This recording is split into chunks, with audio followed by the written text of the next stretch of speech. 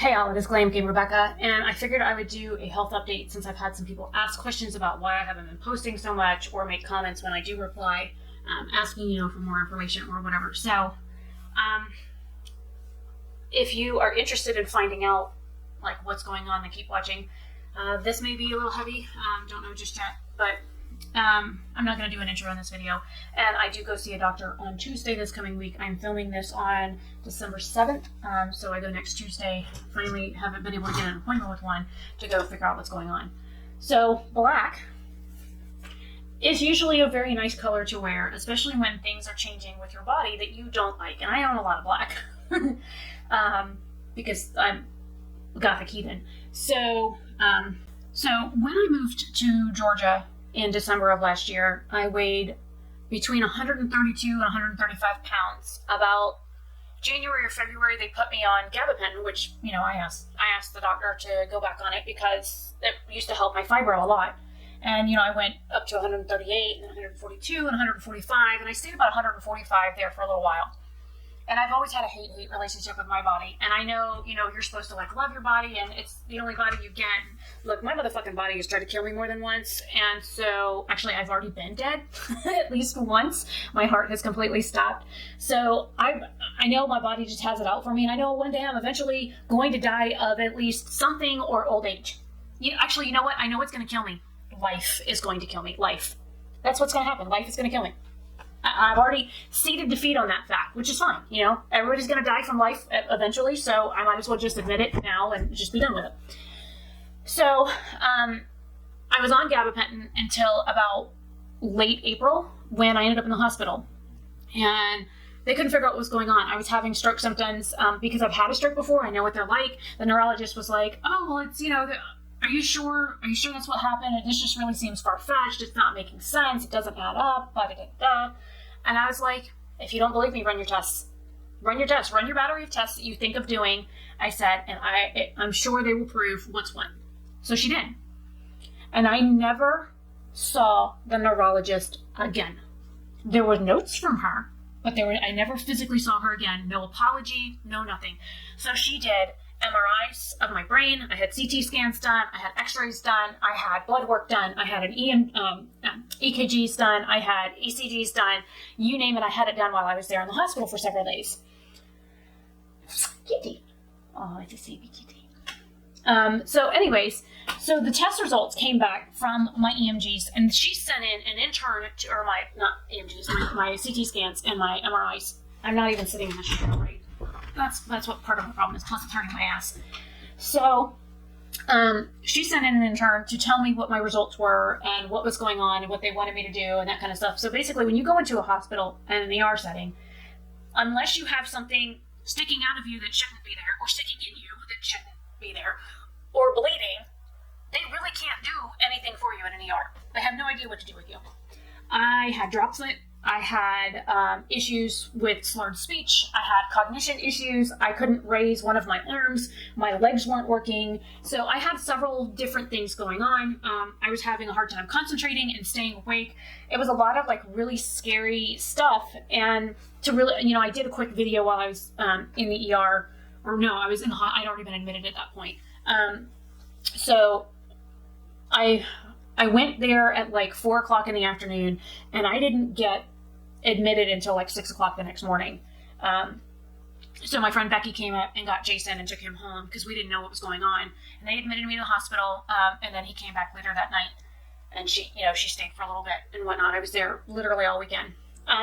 So then they ran a bunch of tests, literally a bunch of tests. Of course, they do, chest x-ray first to make sure that your lungs or whatever look okay. And when I told the doctor I had scoliosis really bad, and she's like, well, your x-rays look fine. I was like, yeah, did you check the ones of me standing up? Because the ones laying down won't show, my scoliosis. Because you can see the curvature of my spine just with me standing. Because you can see where it is on my back. Even just leaning over a little bit, you can see the S-curve on my back. And I've got scoliosis on the top of my back, here on the opposite side, my back, this is my chest. But this region of my back, and then this region of my lower back. So I know I have scoliosis. I've had scoliosis since I was like 19. Found out the hard way when I was pregnant. Had to go through physical therapy after having my children. Every time I was in physical therapy for at least a year with each child. I had weight therapy. I did pool therapy. I did like stress muscle building kind of therapy where I was doing like resistance stuff to like build up muscle so that my back could strengthen. They did pool therapy to also help strengthen and to correct posture.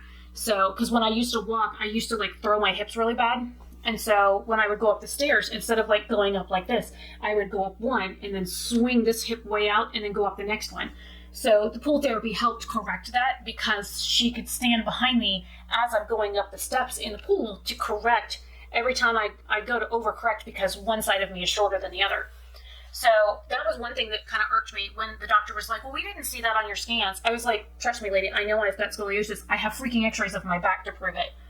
So then when she said, well, we don't believe you've had a stroke. So then they did CT scans of my head and my cervical spine, and they basically did stuff from here up. And I was in that machine for hours. I was in so much pain when I got out of that machine. I literally had been in there for 4 hours, and I just had tears just running down my face. And I kept asking for a break in between the sets of tests because there were 4 different sets of tests that they ran, and I was literally stuck in the machine in a freaking tube, which I'm fine with. I'm not claustrophobic. You could stuff me in a box and I'm perfectly happy. I'm like a cat now.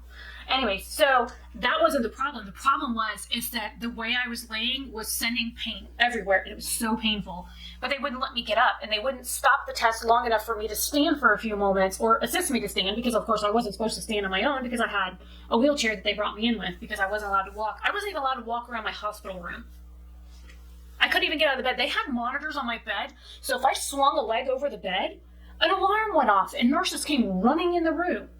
And all I did, I was laying in bed, and I threw a leg over the bed because I was hot. I literally grabbed my leg with my hand and went bloop and kicked the bitch out of the fucking bed. And nurses were running in trying to figure out why a leg was out of the bed. I'm like, holy fuck. And of course, that was when Jason wasn't there, thank God, because I probably would have scared the hell out of him too, because it was the first night. I didn't even know there was an alarm on the damn bed, okay? I didn't know I was allowed to get out of bed.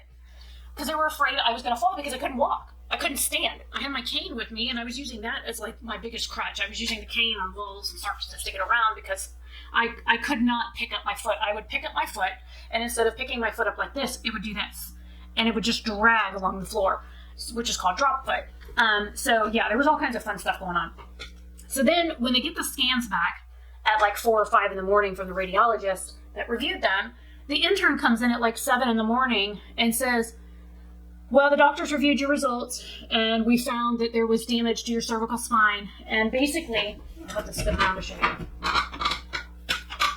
Right here and here, I have damage from a fucking stroke. Are you sure that really happened? No, bitch, I didn't have a fucking stroke at 27. I'm just making this shit up so I look cool. Fuck you. Anyways, I never said this video was PG anyways. Okay, here, if you think I'm not gonna drop F-bombs in this fucking video, kiss my white ass.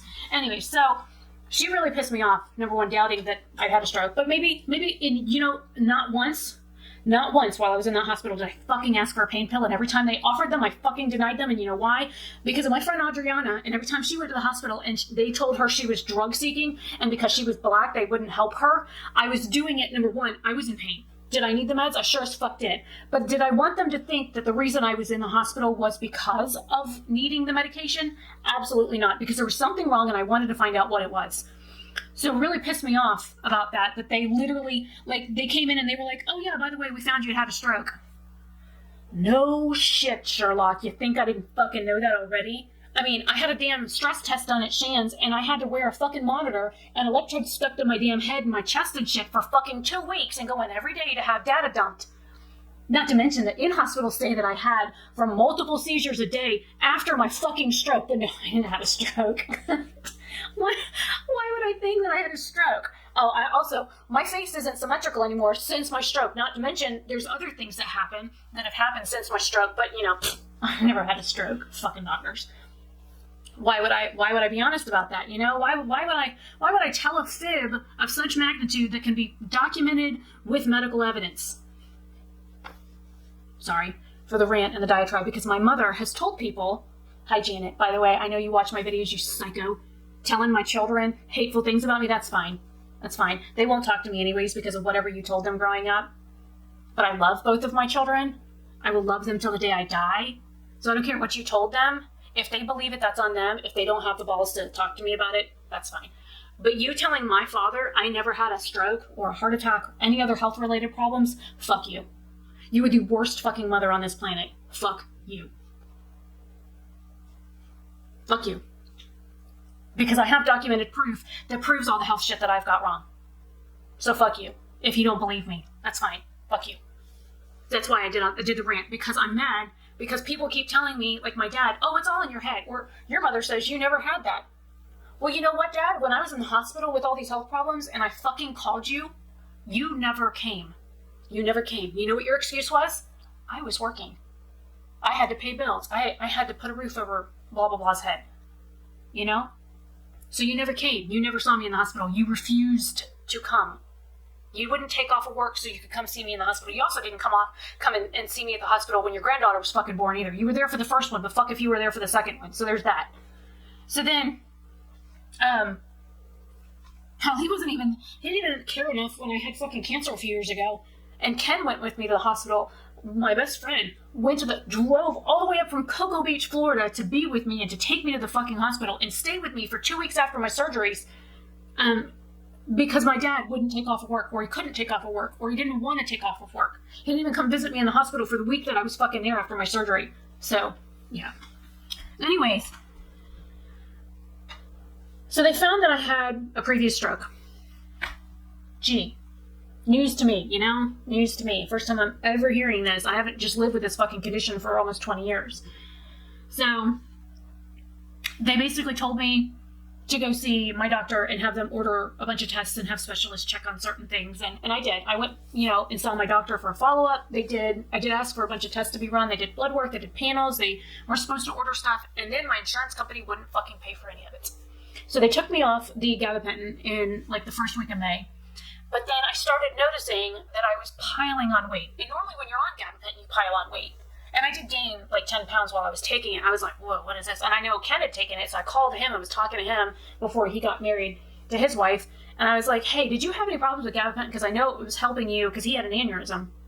Because he's a retired, Marines never retired, just to be clear. Marines never retired, according to him. But, he had an aneurysm due to a TBI that he got while he was in Afghanistan on one of his tours. That almost killed him. So I called him to ask him about the gabapentin that he used to take. And he's like, yeah, that's why I got up over XYZ amount of weight, and I had such a hard time getting off of it, and the weight off as well, because it's like almost a steroid for your body.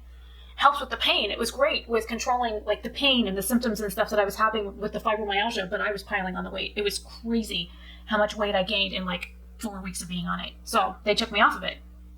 And then I started noticing by the end of May, I started getting more and more weight piling on and more weight. And I tried to talk to the doctor about it, and they said, well, you're over 40 now and your metabolism's slowing down and da-da-da. And then I went to the one doctor because my abdomen was starting to get really painful. It was hard. I was bloated all the time. I was having problems with like random shooting pain. I was literally just every day I was gaining another pound. As of right now, I'm 172 pounds. So in less than a year, I've gone from 132 to 172 pounds. And when the last doctor wouldn't listen to me about my abdomen and things like that, I just kind of put it off, and it just kept getting bigger and bigger and bigger. And sitting down is painful. Leaning over like this is excruciatingly painful because I'm squashing it. I've talked to Jason about it. There's several spots that are hard, and without a uterus anymore, it could be that maybe the fibroid tumors that were growing they grew through the wall of my uterus and ended up ripping a hole in my bladder. Maybe the cancer cells stayed on my bladder and we didn't get all of them. Maybe the treatments that I went through didn't kill everything. So maybe I have that. I don't know. All I know is that there are hard, painful nodules in my abdomen, and I look and feel 6 months pregnant. So now this is going to be the show and tell part of today's video, because I'm wearing black, so it's hard to tell. So I'm going to move the chair. Nice white background. Okay. So my arms, I've noticed, have gotten... Let me move the microphone. My arms have gotten noticeably bigger. And of course, I've always had a big ass. So there's that. Let me lower the pants a little bit. And I'm going to raise the shirt. I'm sucking it in right now. Okay, this is slicked in. You ready? This is it. I looked like this at almost 7 months pregnant, and you see the line on my pants? It's literally cutting into me. I've got a hard spot here. I have a hard, painful spot here. This entire area is tender. It's painful. And look at this. I'm not sucking in. I'm not pushing it out. Like, actually, hang on. Let me see if I can push it out. Nope, all it does is flatten the front when I try and do that. So this is literally what I've been dealing with since the end of May. Look at this. That's as much as I can suck it in. Okay, so we'll see, do the hand. See, look at that. Isn't that crazy? This is what I've been dealing with.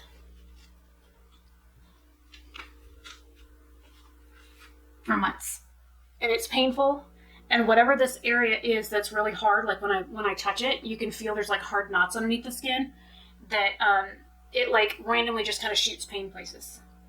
But you can see here's my back shot.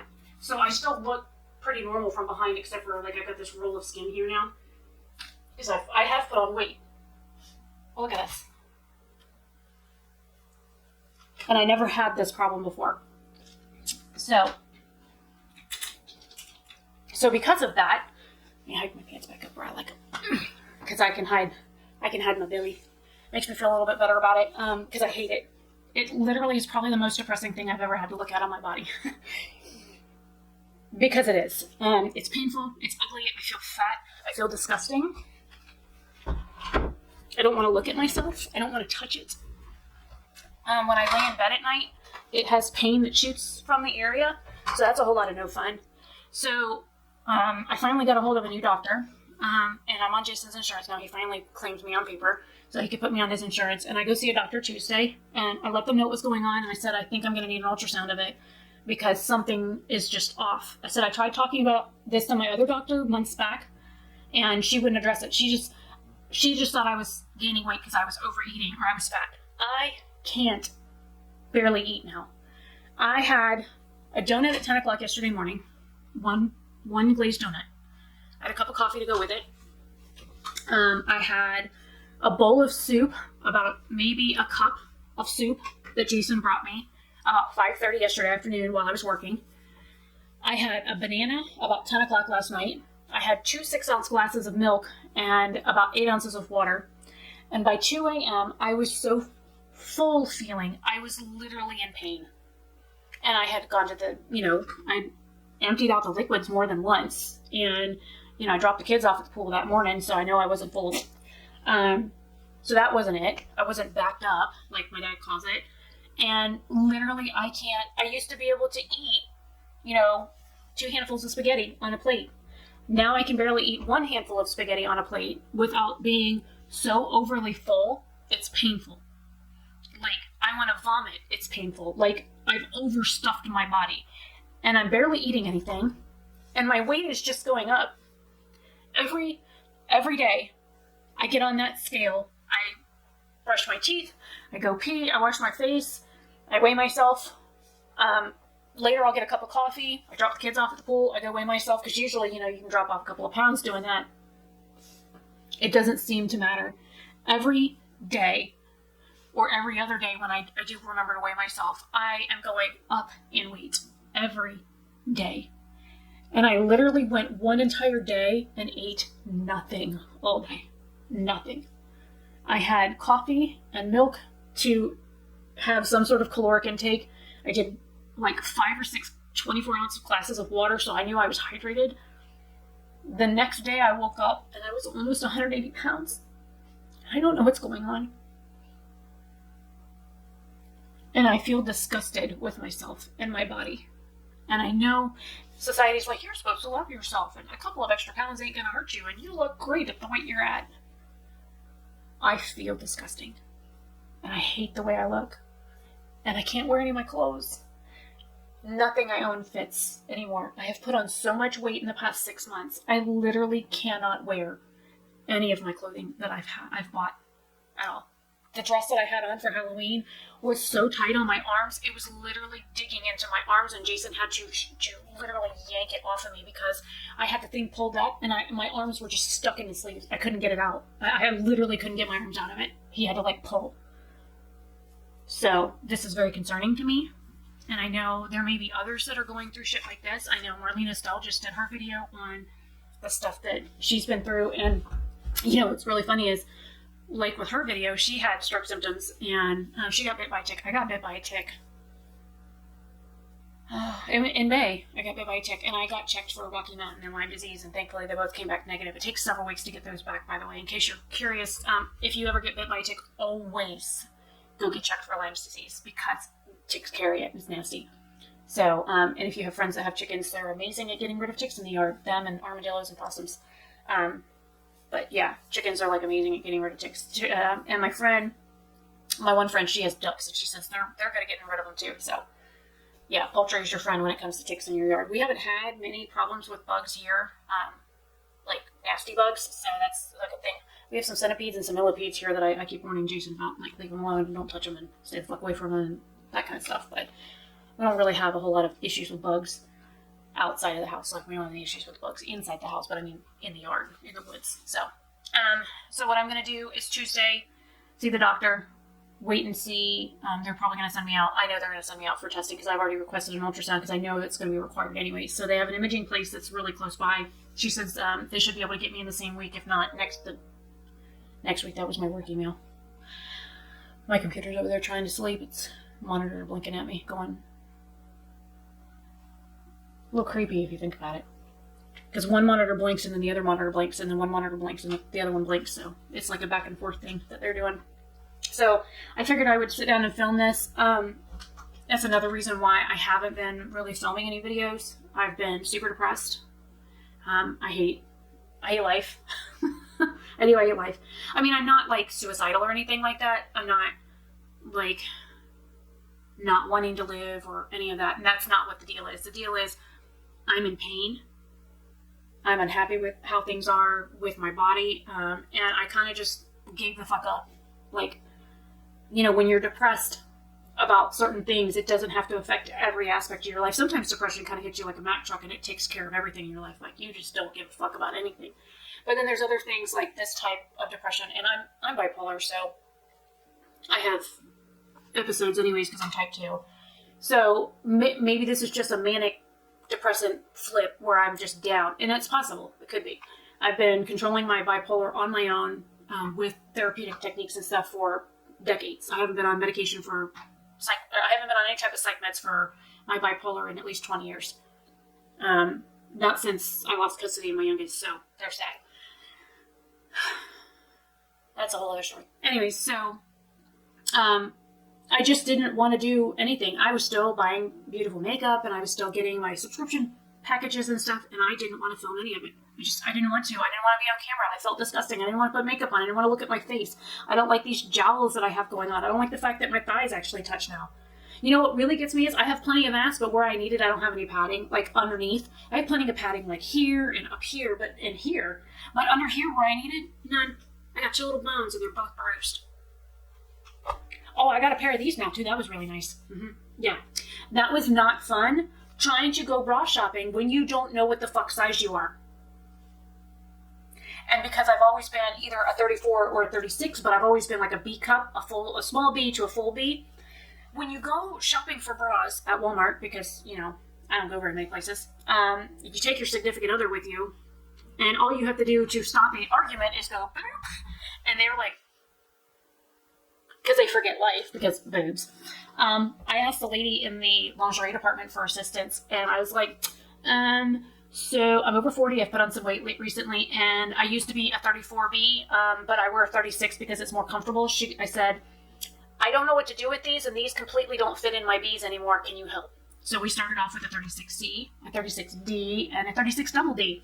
I'm now wearing a 38 double D. I don't need the 38. I just wear it because the 36 was a little tight because of how heavy they are. So that was another thing I noticed, was that I went up multiple cup sizes. The last time I was a double D, I was pregnant with my daughter Brianna. The camera stopped recording. How rude. So the last time I was a double D, I was pregnant with my daughter Brianna, and I was literally full of milk to the point where putting my arms down would cause milk to spray. Because that was fun, because, you know, you've got mammary glands here. And every time I would go bloop, I would just shoot people with them. if I was topless. It was fun in the shower because you could sit there and go, and you would just shoot milk out the whole time. Or I could do this and it would just stream out of me. It was so full. It was painful. Don't have children, I don't recommend it. They ruin your body. They're ungrateful little shits, I don't care how cute they are. You will love them with every piece of you, and when somebody takes them away, you will want to commit suicide because it's like a piece of you is gone. And I have 2 of them missing now, so that means half of me is somewhere else in this world, and I don't know where they're at. So that's not a lovely feeling. I don't recommend having children, ever. Because when something happens to one of them, a piece of you dies. But anyways, so bra shopping was also difficult because I didn't know what to buy. I had to go, I've basically worn the same underwear size since I was in high school. I had to go buy bigger underwear too. Oh, and by the way, just so you know, high cut and bikini, the sizing is not accurate. So in a high cut, I picked up one size. In the bikini size, I picked up another size because I don't wear dental floss on my ass. I mean, I literally, like, underwear. Because I don't like flossing. It's just gross. And plus, when you fart, where does it go? I mean, in your pants. Ew. So, there's that. Unless you're Marjorie Taylor Greene and then you think it's like COVID. But not everybody can be as stupid as that bitch, so there's that. Anyway, so I had to go buy different underwear, and I bought high-cut briefs because I like high-cut stuff because I got a hell of a lot of ass and I like some full coverage on my buns. But the bikinis were like digging into my inner thigh area because, you know, I put on weight. So in here where your groin is, I was having problems with the underwear like digging in. And it was painful. So I was like, okay, I don't want to buy bikinis because maybe that's what's causing it because the shape is a little different. So I bought some high cuts and I got one size and I'm like, what the fuck are these? You pull them out and they're like, oh, actually here, I'll give you one better. Are you ready? What the fuck are these? Like, I went from a size 6 and this is a size 9. I couldn't find a size 8. And I'm like, hello? So then I went back to Walmart. And if you actually look, the crotch area of these is like, it's more narrow, which is what I was, you know, I wanted something that wasn't going to dig into my fat thighs. Let me go get the pair of bikinis that I bought because these, I'll explain in a minute. One second. Okay, it's time for some show and tell. I'm going to point the camera down so you can see while I talk. Okay. This is a high cut, size 9. See? Size 9. High cut brief. Okay. This is what I'm wearing on my behind right now, which is a bikini.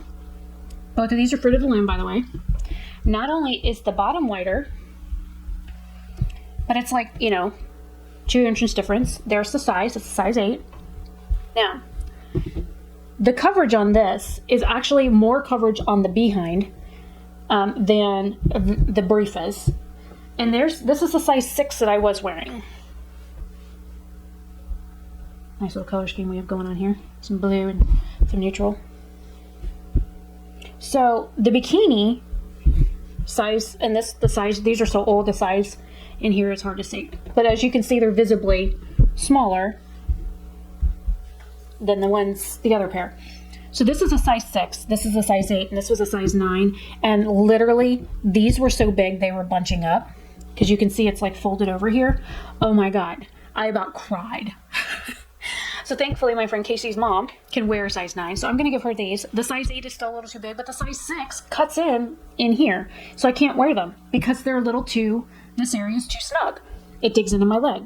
And then, of course, the band on these is comfortable, but because I have my suture scar here from my C-section and my surgeries, it literally, this ends up in my suture spot. Whereas this goes up higher. Hang on, that's the phone's ringing. Okay, sorry about that. That was Casey that actually called. Here I am talking smack about her mom's big butt, and she calls. Anyways, so I just found that the underwear was really uncomfortable because I had put on so much weight. It was causing problems with digging in and stuff like that, and it was uncomfortable, and my butt kept trying to eat them. And you know, your butt can only burp out underwear so many times a day before it starts getting on your nerves, which is another reason why I don't wear dental floss, because I just don't have the patience for it. And I just realized this one here is like coming apart at the seam, so something else for me to sew. Hopefully I'll be able to get back into my size 6.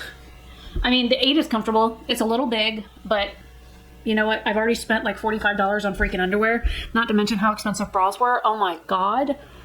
Bras are like $20 a piece. What in, like, a size B bra? I can pick up a B cup bra for like $6 at Walmart. Why the fuck are D cup or double D cup bras $20? Like, when I didn't have any titties, I could buy 2 bras for like $12 or less. Now, when I need 2 bras to make a bra, because my titties are bigger, it costs twice as much freaking money. What the hell? Look, I could just go cut a couple of cantaloupes in half and, you know, do some string and whatnot. Just go, a little sticky after a while, but actually I don't wear a bra most of the time anyways. It doesn't really matter. I only wear a bra when I leave the house because, you know, I never really had to worry about it. And I still can't do the pencil test. For those of you that know what the pencil test is, you can have a laugh about that. And those of you that don't, you're going to have to Google it. But my friend Michelle, even with me going up to a double D cup bra, a 38 double D, I still cannot hold a fucking pencil unless I lean over. So, and even then, I have to be at just the right angle and just the right lean in order for it to stay for at least 2 seconds, and then it falls off and hits the floor. But she laughed when I showed her. I was like, look, I still can't do the pencil test. I'm like, here. And I showed it to her and she laughed because it fell. I was like, you suck. So, anyways, hopefully the lightheartedness of this at the end kind of made up for the bitchy rantiness at the beginning. But you know what? It is who I am. I've always had a problem being blunt and honest and a big mouth and saying what I mean when I say things. And I'm not going to sugarcoat myself for anybody. I didn't sugarcoat my kids, how they were raised. I didn't sugarcoat what they were told. I didn't like spare their feelings. You know, when everybody was like, oh my God, are you excited for Santa? My kids would be like, Santa's a fictitious creation. I mean, unless you're talking about St. Nicholas, who was actually a like Catholic priest who like gave presents out to children that he handmade kind of stuff. Or are you talking about Krampus, which is like the anti, you know, Santa, or what? Because like my kids were taught there was no such thing as the Tooth Fairy, and Easter was actually Ostara or, you know, Beltane or Samhain or Yule or things like that. My children were taught, okay, well, Christmas is a Christian construct and there's no such thing as Santa, because I didn't want to lie to my children about stuff. So I was honest with them. So that's how I've always been. I was honest with my children. When they asked a question, I answered them straight. I didn't give them a bunch of bullshit about it. I didn't sugarcoat nothing, because that's not who I am. So if you came here thinking you were going to have a lighthearted video discussing health topics, you are completely at the wrong channel. Anyways, I'm going to go get a shower. It is now 10:30 at night. I don't know how long I started filming this ago, but my camera's now flashing red at me. I did have to film a like face product video before I did this, but yeah. Anyways, I will see you guys later. Have a fantastic day or night wherever you are, and I will do an update video after I get some testing and stuff done to figure out what the fuck is growing in my stomach that's not supposed to be there, because I ain't got a fucking uterus. Just realized I put something away that I should have left out. Anyways, I will see you guys later. Bye.